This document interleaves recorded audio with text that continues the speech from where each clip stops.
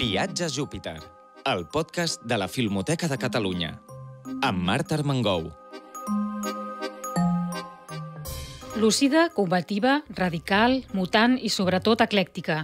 L'obra de la cineasta, artista i escriptora argentina Albertina Carri és la prova que està en canvi constant i també es caracteritza per la seva aposta radical per la llibertat formal i narrativa, trencant sovint les fronteres entre documental i ficció. Amb un estil provocador i experimental, Carri explora temes com la memòria, les relacions familiars, la sexualitat, la identitat i la violència política, especialment marcats per la desaparició del seu pare i la seva mare durant la dictadura argentina. Carri va estudiar a la Universitat del Cine de Buenos Aires. Va ser assistent de direcció de cineastes com María Luisa Bemberg, Lita Stankic, Martin Reitman i Eduardo Calcano. Directora, productora, guionista, escriptora i artista audiovisual, es caracteritza per la seva versatilitat de tècniques expressives i recursos narratius, per la reinterpretació i investigació constant en diversos gèneres i per abordar temes tabú des d'una mirada crítica i subversiva. Albertina Carri ha vingut a Barcelona a acompanyar la preestrena del seu darrer film, Caiguen les roses blanques, abans que arribi a les sales comercials el 16 d'abril. És la inauguració de la retrospectiva integral que li dedica la Filmoteca de Catalunya i que s'estendrà fins al 25 d'abril. Muchas gracias por compartir un rato con nosotras y bienvenida a Barcelona, que sé que has llegado hoy mismo. Gracias a ti. Cuando me muera, ¿me pueden enterrar en este país, por favor? Tal vez ya estás muerta. Para poder ser un gran hombre, hace falta ser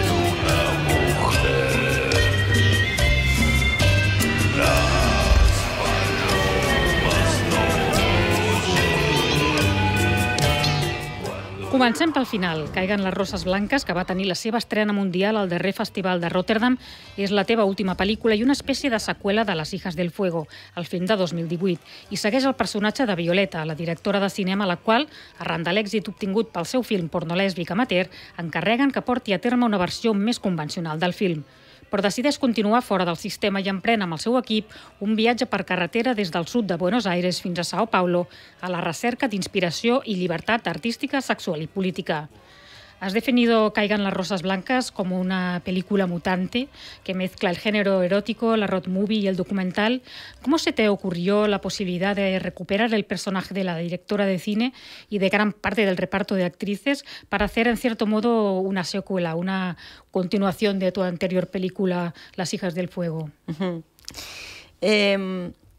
Bueno, no es exactamente una secuela ni tampoco es una segunda parte, sino que es en realidad a partir de Las hijas del fuego, de la experiencia de Las hijas del fuego, que fue una película muy particular porque es una película que trabaja el género pornográfico, que subvierte de alguna manera ese género cinematográfico, y yo la llamaba, de hecho, decía que estábamos haciendo porno Disney, porque además es como un porno muy celebratorio, todo de día. Y a partir como de esa experiencia, eso que insisto, tuvo como grandes particularidades, porque también hubo que pensar de qué manera hacer las cosas, aprender a hacer las cosas. Fue todo un equipo de mujeres y una película que se hizo sin ningún apoyo institucional. Lo que sucedió fue que luego de eso quedó como un entusiasmo en el grupo, y entonces ese grupo se formó como un grupo de trabajo, un grupo de pensamiento, y había muchas cosas, digamos, muchas ideas que habían surgido en esa experiencia que nos dieron ganas de profundizar, podríamos decir eso. Y en ese sentido es que se repiten los personajes, pero están insertos claramente en otra aventura. Yo diría que Las hijas del fuego es una película poliamorosa y Caigan las rosas blancas es una película polisémica. Es lo único que sigue siendo poli, pero va hacia otro lado, hacia otro pensamiento, y es tiene otras formas narrativas, es como diferente en ese sentido. Abans de seguir fent un repàs per algunes de les teves pel·lícules, voldria saber com encares tu, com a cineasta i artista, l'estrena d'una nova pel·lícula tenint en compte el context actual. La llegada al gobierno de Javier Milei ha sido un cambio de paradigma absoluto en el cine y en el país. ¿Cómo lo vives y hasta qué punto puede afectar todo esto a tu trabajo? Bueno, la película, justamente esta película que se está estrenando hoy, se realizó con el gobierno anterior, o sea, y esta película tuvo apoyo del Instituto Nacional de Cine, y también de hecho es una coproducción también con España y con Brasil, que era la manera en que se podían hacer las películas, siempre en coproducción, porque no alcanzaba tampoco con el dinero que se podía acceder dentro del país. Y cada una de mis películas, que se hicieron todas en diferentes momentos, fueron difíciles en términos de armar una producción, porque la Argentina siempre fue un país un poco en crisis, con diferentes tipos de crisis. Ahora lo más grave es que estamos atravesando un momento de un gobierno de ultraderecha con discursos negacionistas y discursos de odio y súper hostiles, y donde se develó claramente que la forma de colonizar a América Latina es alrededor de la deuda. Entonces también es un poco eso, nos están generando cada vez más deuda y destrozando toda industria nacional. En ese sentido, la industria del cine también entra, pero todo esto es de algún modo muy novedoso y todavía no terminamos de entender ni sabemos cómo es que se van a hacer las películas.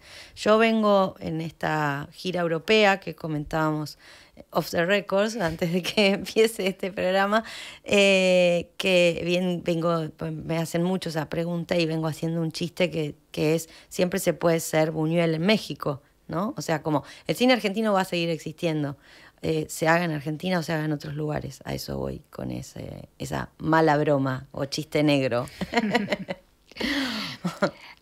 Tu debut fue No quiero volver a casa en el 2000, ya han pasado unos años. ¿Qué queda de aquella Albertina en la cineasta que eres hoy? Bueno, no sabría decir. Yo creo que hay algo en esa película que igual instala determinadas cosas que después me van a perseguir como cineasta.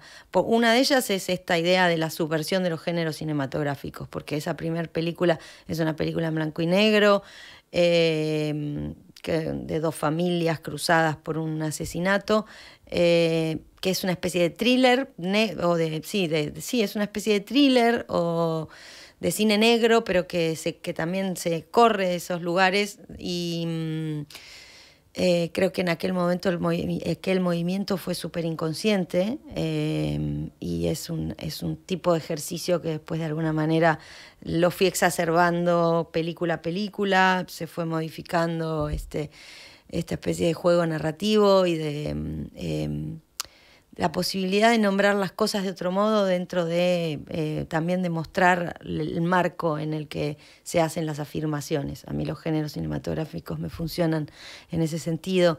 Y entonces creo que nada, no sé, supongo que la osadías, pero es algo que me dicen, yo no me doy cuenta, dicen que soy una persona muy osada. Cada vez que estreno una nueva película me dicen, wow, qué increíble, seguís siendo la misma persona loca desde aquella.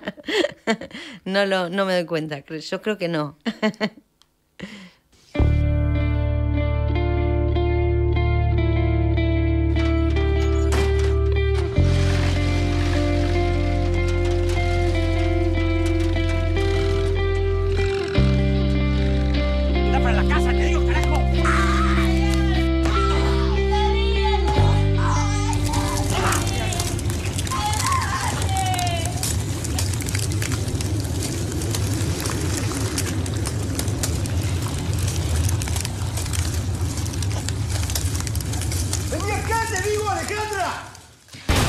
Després de Géminis vas fer La ràbia, una tragèdia que té lloc a l'Ari de Pampa, Argentina. L'adulteri, l'odi i diverses diferències acaben amb una explosió de ràbia i violència que destrossa dues famílies. A lo largo de tu filmografía, y esto un poco ya nos lo has respondido antes, hay esta voluntad clara de cuestionar los límites de los géneros, tanto narrativos pero también sexuales. ¿Qué lugar ocupa esa voluntad de transgresión en tu manera de entender el cine? A ver, pienso el cine como, por un lado, como un campo del pensamiento, y por lo tanto de la imaginación, y por lo tanto también un campo político, donde y además claramente el cine es comunicación, es una manera de comunicarnos los unos con los otros. Entonces intento como correrme de los lugares establecidos en los que se nombran las cosas, y buscar tal vez otros nombres o otras formas. No sé, pienso en Godard, que hablaba de las imágenes invisibles, ¿no? Es un poco como ir a buscar esas imágenes invisibles, pero no solo como una cool hunter, podríamos decir, sino porque es la manera también de ampliar el mundo, ¿no? Esas imágenes que no existen, ¿por qué no existen? También preguntar, ¿no? ¿A quién le conviene que no existan? Entonces es un poco ese el modo en que pienso en el cine. Hola, ¿sí es antropología forense? Sí, estoy buscando unos datos sobre mis padres. Fueron secuestrados en 1977 y se supone que asesinados ese mismo año. Sí. Mi nombre es Analía Couseiro, soy actriz y en esta película represento a Albertina Carri.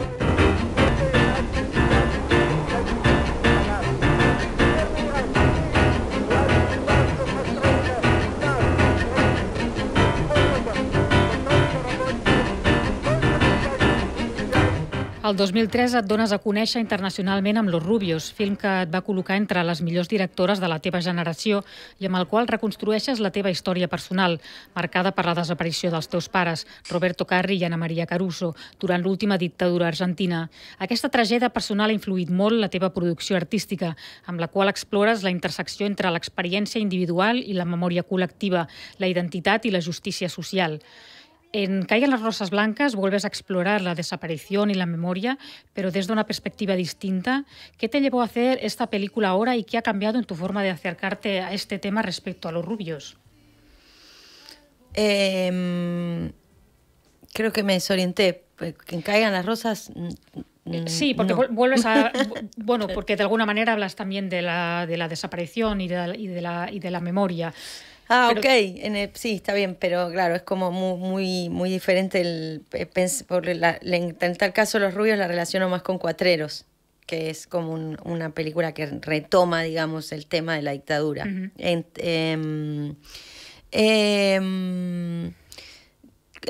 En realidad, o sea, Los Rubios es una película muy inicial también de no solo porque tiene ese rasgo autobiográfico, pero también es muy inicial de mi cinematografía, ¿no? Como de una idea de correrse de los status quo. Es una película que surge en gran parte porque yo no me sentía representada por la cantidad de material audiovisual que generaba el país alrededor de la dictadura, y siempre estaban hablando de algo que era mi historia, pero no me representaban en los términos en que lo narraban, ¿no?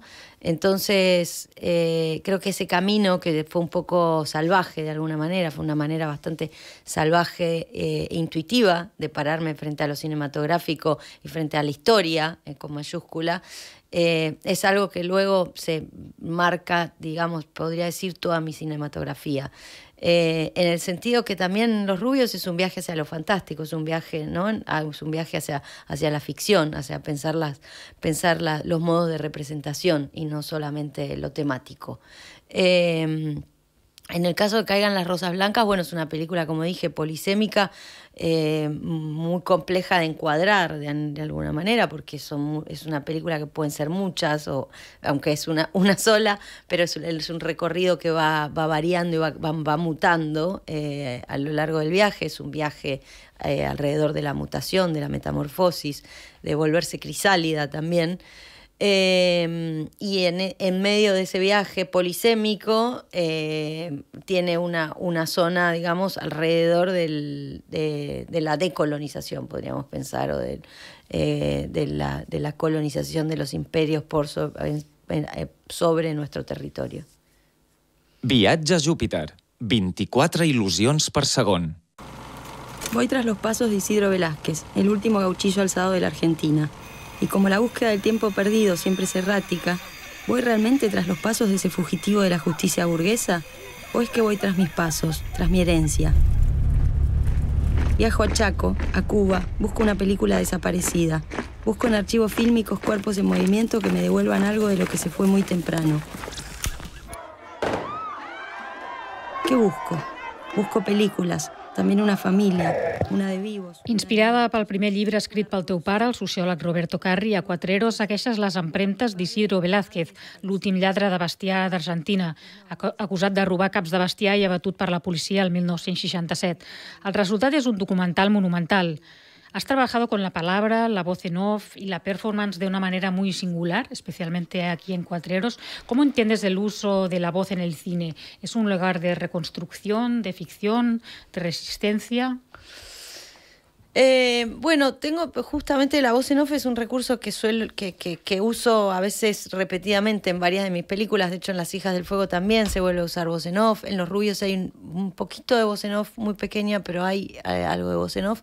Y Cuatrero ya es la exacerbación del recurso, ¿no? Es como llevarlo a la máxima exponencia, donde también la voz se termina convirtiendo, o sea, por un lado cuenta un cuento, claramente esa voz en off, pero es tan abrumante y tan sobrecargada, tan barroca, que también se termina convirtiendo en un sonido que acompaña, ¿no? Hay un momento donde, yo cuando presento esa película siempre digo, no intenten entenderlo todo, es un consejo para ver esta película y para la vida en general, como déjense llevar, entréguense a la experiencia, y en esa experiencia de cantidad de imágenes y esa voz en off que corre, que galopa, es una voz en off al galope por otro lado, se empieza a armar como una especie de arrullo, que para mí ese arrullo también me lleva a pensar en los ríos de la memoria, podríamos decir. Eso, es un recurso, la voz en off, que va variando según la película y según el tema y el tono también, porque incluso en Caigan las rosas también vuelve a aparecer una voz en off, pero que es una voz en off mucho más literaria en otro sentido, digamos, ¿no? Tiene otra búsqueda. Y en el caso de Cuatreros, para lo que yo intenté hacer era construir un cuerpo de imagen alrededor de las imágenes inexistentes, justamente alrededor de las imágenes desaparecidas, las imágenes que no se habían mostrado o que se habían quemado, porque también en ese sistema de aniquilamiento también hubo aniquilamiento de las propias películas. Y a partir de eso creo un cuerpo de imagen también alrededor de cómo se construye una dictadura, porque son todas imágenes que circularon en los años previos o durante la dictadura, tanto de noticieros, ficciones y documentales, y quitándoles el status quo, digamos, de ilustración o de historia. Entonces ahí entra la voz en off como un elemento biográfico, pero a su vez totalmente rupturista como un elemento ficcional, ¿no? Tal como está narrado. Y en esas capas es que se construye Cuatreros. Filmoteca de Catalunya. Conservació, restauració, preservació i difusió de la cultura cinematogràfica i del patrimoni audiovisual. Si una película siempre es un viaje, ¿quién puede escribirla mientras viaja? Me debería bajar de esta camioneta y correr montaña abajo para escribir. Escena 1, 2 puntos.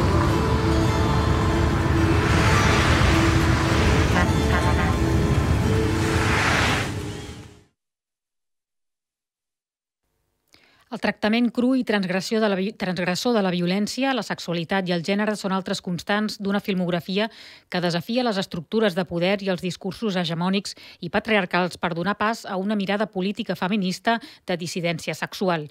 En películas como Las hijas del fuego, el placer, el deseo y la libertad sexual se convierten en motor narrativo y político. ¿Cómo concebiste esa obra dentro de tu recorrido y cómo encajaste las respuestas positivas, pero también las negativas que recibiste? Bueno, cuando yo empecé a estudiar cine, inmediatamente me provocó mucha curiosidad el género pornográfico, pero en términos también historicistas en ese sentido, porque lo que descubrí es que todas las cinematografías del mundo empiezan por la pornografía, o sea, en todas las imágenes amateurs, digamos, los primeros hombres que empuñaban una cámara, casi todas son imágenes médicas y también pornográficas, o sea, una gran curiosidad por el cuerpo, lo que es bastante lógico de parte de los humanos, y entonces eso, empecé como a buscar archivos y a investigar esta idea de que en cada país, en todos lados existían estas imágenes y cómo se repetían y cómo la pornografía había estado prohibida hasta los 70, entonces también como de todos modos había similitudes entre los países a pesar de ser imágenes desconocidas, ¿no? Anónimas. Luego, a partir de eso, también me empiezo a meter en archivos cinematográficos, porque por otro lado hay otra condición que es que yo estudio cine para filmar en 35 milímetros y además yo fui asistente de cámara mucho tiempo en Fílmico, y cuando tengo la edad para dirigir mis propias películas, el Fílmico desapareció, había desaparecido, entonces de repente a mí me quedó como todos unos saberes que parecía que ya a nadie le importaban, pero descubro que no, que hay gente a la que le importa y es que empiezo como en esa especie de túnel de los archivos. Y en esos túneles de los archivos es que entre las investigaciones múltiples, una de ellas es la que me lleva a Cuatreros, a tener todo ese bagaje de archivo en Cuatreros, y otras son archivos pornográficos. Porque la intriga era entender cuáles eran las diferencias y los parecidos. Y lo que descubro investigando pornografía es que la pornografía es siempre igual. Pasan los años, se cambian los géneros, cambian los países, pero la pornografía tiene como una cosa que es siempre igual, que es el hiperrealismo y la exaltación y la objetualización de los sujetos, tanto mujeres como hombres. Y particularmente, por supuesto, es un género que históricamente funcionó como una pedagogía para el deseo, ni siquiera diría heterosexual, sino más bien masculino. Entonces, en esa investigación, en un momento hago un cortometraje con muñecas, con unas esculturas recreando la colección Barbie, y luego hago un corto con archivos de la época, digamos, un corto con archivo pornográfico de la época en que la pornografía estaba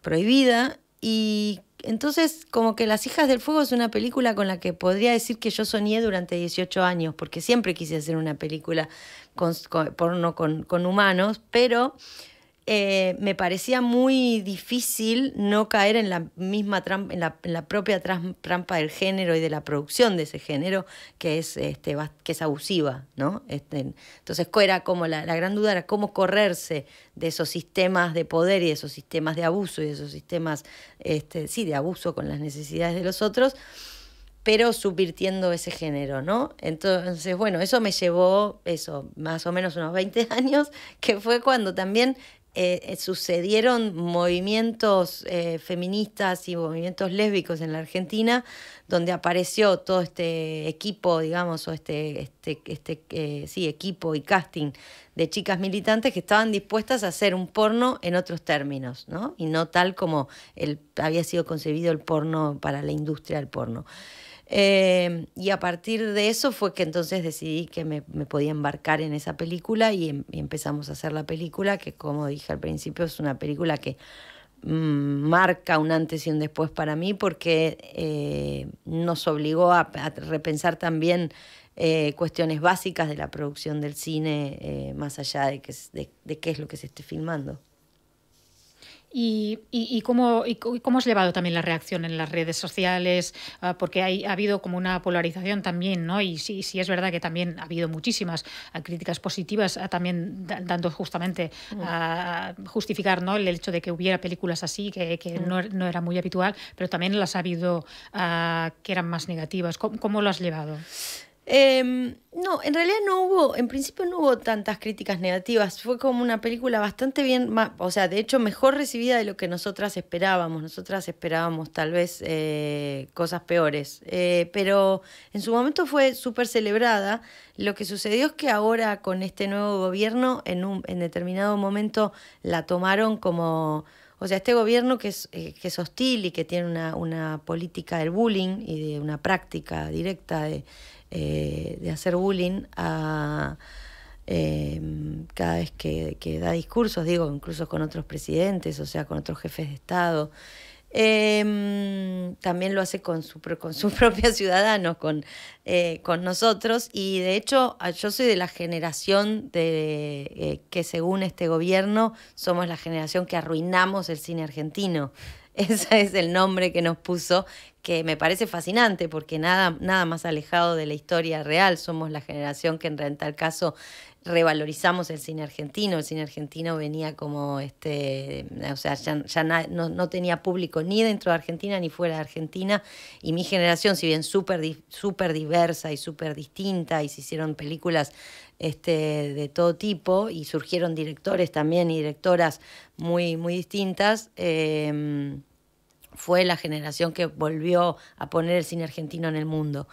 Y dentro entonces de esa crítica, perteneciendo a esa generación y siendo claramente una directora que siempre ha hecho películas con mucha libertad, esta película en un determinado momento personas muy cercanas al gobierno la tomaron como el ejemplo del horror, del mal gasto del dinero, porque supuestamente, además la película, supuestamente, según ellos la habíamos hecho con fondos públicos, cuando no es verdad, es una película que además no se había hecho con fondos públicos. Pero bueno, eso fue... No, yo no lo tomé, a mí no me... Lamentablemente, o sea, pero no es algo que me haya...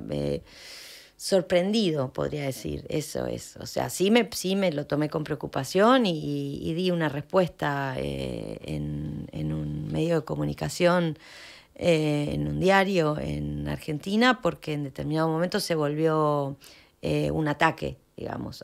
Una cosa es una crítica mala y otra cosa después es un ataque hacia las actrices particularmente, hacia sus cuerpos y nuestros peinados. Yo en esa época estaba rapada, entonces hablaban cosas terribles de mí porque estaba rapada, como unas cosas muy infantiles, si lo pensás, ¿no? De una bajeza y una debilidad. Pero nunca se animaron, claramente, porque evidentemente no tienen con qué, en tal caso, destruir la película o criticar la película en términos cinematográficos, que finalmente es lo único que a mí me importa. Todo lo demás, problema de ellos. Claro. Ahora que estabas hablando justamente de los cuerpos, hay una apuesta muy clara por la maternidad disidente, por los cuerpos que no encajan, por las familias no normativas. ¿Cómo ha ido transformándose tu mirada sobre estos temas a lo largo del tiempo?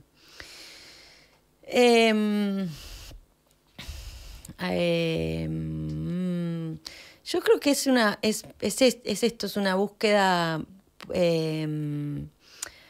Es una búsqueda por también salir de las lógicas binarias, en el sentido también de lo bueno y lo malo, lo feo y lo lindo, ¿no? De ese binarismo, como me parece que los humanos somos mucho más ricos que eso, y que nuestra existencia es mucho más exquisita que esas líneas de tantas certezas y tantas afirmaciones y tantas concreciones. Es verdad también que entiendo que lo misterioso asusta y da miedo, y lo no conocido, entonces todo el tiempo se está intentando como reglamentar y enmarcar las cosas y ponerle nombres, pero si te vas corriendo de ahí y empiezas a tener otros sistemas vinculares, otras formas de relación, no solo con lo humano, también con lo no humano, bueno, pueden ser las cosas un poco menos hostiles y violentas que lo que generan los esquemas y las cosas así tan tajantes. Tanto a nivel formal como temático, tu cine parece siempre querer salirse de lo establecido. ¿Te consideras una cineasta experimental, política, autobiográfica o ninguna de estas etiquetas te interesa o eres un poco la suma de todas ellas? De la única que renegaría de las que nombraste es autobiográfica, pero creo que sí, que mi cine es experimental, que mi cine es político, así como también es narrativo. Pero lo de autobiográfico, pero no digo reniego porque es como ya como una especie de broma interna conmigo misma, porque siento que también en la idea de lo autobiográfico a veces hay algo que se resta, como se pierde la posibilidad de una reflexión. Si bien yo trabajo con elementos de mi propia biografía, siempre también los trabajo en términos de ficción, los trabajo como una materia prima, como una herramienta más para la narración o para el cuento que estoy haciendo. Sea a veces más experimental y a veces más narrativo, a veces más documental y a veces más ficcional. Pero siento que a veces el concepto de autobiografía cancela demasiado los sentidos, por eso me corro un poco de ahí, pero sí, claramente trabajo con elementos biográficos también, lo reconozco. Y no sé, ahora que antes comentábamos, ¿no?, que estás haciendo esta gira como mundial, de alguna manera aprovechas esta gira para ver otra vez tus películas y ver cómo han pasado el paso del tiempo o no, o de alguna manera ya te apartas de ellas porque hace mucho tiempo y prefieres no revisarlas? No, es que me pasó una cosa que si mal no recuerdo fue el diciembre del año pasado, ¿no? O sí, bueno, mediados, pero no, hace menos de un año las vi todas, porque se hizo una retrospectiva de mis largometrajes en 35 milímetros en el Museo de Arte Latinoamericano en Buenos Aires. Y además mi hijo ya tiene 15 años y había muchas de esas películas que varias que no había visto. No vio todas, igual Las Hijas del Fuego todavía no, pero entonces aproveché para volver a verlas. Algunas no las veía hacía 20 años. No quiero volver a casa, mi primera película no la veía hacía 20 años. Así que aproveché para volver a verlas y volver a verlas con él. Así que las tengo muy frescas ahora. Es que no me estoy quedando en las funciones en esta gira, pero por eso, porque realmente las volví a ver hace muy poco y muchas fueron una grata sorpresa, como que me modificó el pensamiento o lo que recordaba o la sensación que te queda después de haber hecho una película, ¿no? Que hay cosas que te gustaron, otras que no, y después pasa el tiempo y eso, descubrí cosas que eso no las tenía, no las recordaba de ese modo en términos, digo, de sensación o de emoción. Has dicho alguna vez que el cine puede ser una forma de revancha, de justicia simbólica. ¿Lo sigues viendo así? Y si es así, ¿contra quién o contra qué soy tu revancha?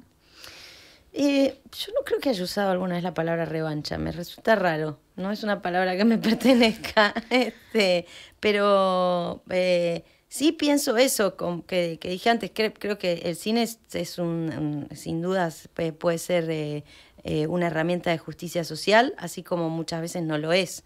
Muchas veces se crean determinados sujetos universales en el cine que lo que hacen es dejar afuera a un montón de otros sujetos, a la gran mayoría de los sujetos incluso diría. Pero pienso que sí, que sin dudas el cine es una forma de hacer lazos sociales, es una forma de comunicarnos y de comunicarse con los otros. Entonces, en ese sentido, es una herramienta muy poderosa. O como decía Deleuze, el cine es una máquina de guerra, ¿no? Es una máquina de guerra en el sentido justamente de que es una máquina que genera sentidos. Entonces, a mí lo que me preocupa es en crear otros sentidos, generar otros sentidos que esos que están dados y que los siento desiguales, injustos, o eso. No sé si tienes mucho tiempo para ver cine en tus ratos libres, ya sea en el cine o en casa, pero ¿qué tipo de cine te moviliza como espectadora? ¿Hay alguna obra, cineasta o experiencia reciente que te haya sacudido o inspirado? A ver, siempre que me hacen esta pregunta quedo en blanco y vuelvo además como a los antiguos, digamos, como claro, obvio, sí, a los clásicos. O sea, Pasolini, claramente, Bardá, claramente. Pero hace poco, por ejemplo, reví toda la filmografía de Kubrick, justamente porque tengo un hijo cinéfilo, entonces me obliga a rever... Y nada, había películas incluso de Kubrick que no había visto y podría decir que es uno de mis cineastas favoritos ahora. Buñuel siempre es alguien que me acompañó. Buñuel es un cineasta que me ha acompañado desde mis épocas de estudiante y al que vuelvo una y otra vez cuando no tengo ideas o cuando me da angustia. Busco alguna película de Buñuel o de Bresson. De los nuevos cineastas me es más difícil porque, a ver, primero que en general no me acuerdo mucho los nombres. Hace poco vi una película que me gustó mucho, que no recuerdo el nombre del director, pero que la película se llama Pepe, creo que si mal no recuerdo estaba en Movie, es una película colombiana. Hay un nuevo cineasta argentino que se llama Federico Luis, que hizo Simón de la Montaña, que sin dudas puedo decir que ha nacido un nuevo cineasta. Sí, justamente esta película se pasó ahora en un festival que ha habido que se llama DA, un festival de cine de Barcelona. Justamente esta película se pasó. Bueno, bien, es una gran película. Y yo creo que Pepe debe haber tenido alguna distribución también, no sé si aquí en España, pero creo que en Francia tuvo, así que debe estar por ahí rondando. Bueno, eso de los... y después, bueno, de mi país también puedo nombrar a Laura Chitarella, que es la directora de Trenkelauken, que también es una cineasta... Bueno, y por supuesto la gran cineasta de la Argentina, que es Lucrecia Martel, ¿no? Pero ya no es una artista emergente. No. Sí, pero eso, por ahí, más o menos. Y no sé si has tenido tiempo ya de estar trabajando en algún otro proyecto o un poco hacia dónde va tu próxima película. ¿De alguna manera recoge un poco más el espíritu de estas dos últimas o no? ¿Realmente es un cambio, otra vez un cambio de registro? Es una sorpresa, no lo puedo decir. No puedes decir nada, absolutamente nada. No puedo decirlo, no. Ahora mismo igual estoy trabajando en una novela porque mi novela anterior ya lleva 2 años publicada y vengo de hacer Caigan las Rosas Blancas, que fueron muchos años muy intensos de trabajo, así que ahora mismo estoy trabajando en una novela, pero tengo varios proyectos cinematográficos que se están desarrollando, pero bueno, también las películas llevan mucho tiempo, como también mucho tiempo de financiación así que serán unos años. ¿Y te va bien esto de compaginar lo que es la literatura también con el cine? Es una buena manera también de volcarse en una u otra... Yo creo que sí, que para mí es muy sano, sobre todo para mi relación con los productores, porque hay un momento donde... O sea, tengo el guión escrito y después es un montón de tiempo donde... no me necesitan a mí, sino que o me necesitan muy poco, y yo entonces antes cuando era más joven quedaba como con una ansiedad que quería hacer la película todo el tiempo, mañana ya, y eso nunca sucede, muy pocas veces sucede, y a veces se puede seguir creando otros proyectos cinematográficos, pero además a mí particularmente me gusta mucho escribir y es algo que disfruto también con los problemas de hacer un libro, ¿no? Que también se sufre y etcétera, y siempre los problemas de la representación y de la ficción parece que fuesen un juego, pero en algún momento siempre se terminan convirtiendo en un tormento. Pero eso, para mí me funciona muy bien esa combinación, digamos, porque además la literatura me hace pensar cosas distintas del cine, y el cine también me ayuda a pensar otras cosas de la literatura y de las formas de narración. Creo que es algo que se enriquece entre uno y otro. ¿Y de la novela nos puedes explicar algo? ¿O tampoco? También va a ser sorpresa. No, bueno, tampoco puedo mucho porque además justo la escritura en general es como algo que me va llevando, pero puedo decir que sí, que es una ficción y que es algo alrededor de la escucha, y de la escucha y la memoria, podría decir, que vuelvo a esos temas. Y los proyectos cinematográficos que están rondando y con los que estoy trabajando, uno es más una fábula, una película como más grande y que trabaja algo del orden de lo monstruoso, que también es algo que me ronda, digamos, son ideas que me vienen rondando de hace tiempos, más en la escritura. Y el otro proyecto cinematográfico es son dos obsesiones que se unirían tal vez entre la ciencia ficción y los archivos. Muy bien, bueno, pues hay mucha informació. Sí. Recordeu que la cineasta presentarà 3 llargmetratges més de la seva retrospectiva, La ràbia, de 2008, el dimecres 9 d'abril, el film en què va debutar l'any 2000, No quiero volver a casa, el dijous 10 d'abril, i el segon de la seva filmografia, Los rubios, on reconstrueix la història dels seus pares desapareguts durant la dictadura militar argentina. També es podran veure en 2 sessions de la retrospectiva algunes de les seves incursions a la televisió i a diversos curts. Tota la informació la trobareu a la pàgina web filmoteca.cat i als perfils de Twitter i Instagram filmotecacat. Ens podeu escriure a filmoteca.cultura@gencat.cat o acostar-vos a l'edifici de la plaça de Salvador Seguí, 1-9 de Barcelona. Bueno, Albertina, muchísimas gracias por compartir con nosotros un buen rato. Muchas gracias. Gracias a ti, muchísimas gracias. Y a de la Filmoteca por toda esta programación. Arribem al final del viatge. La programació de la Filmoteca és sempre diversa i eclèctica i també molt més àmplia.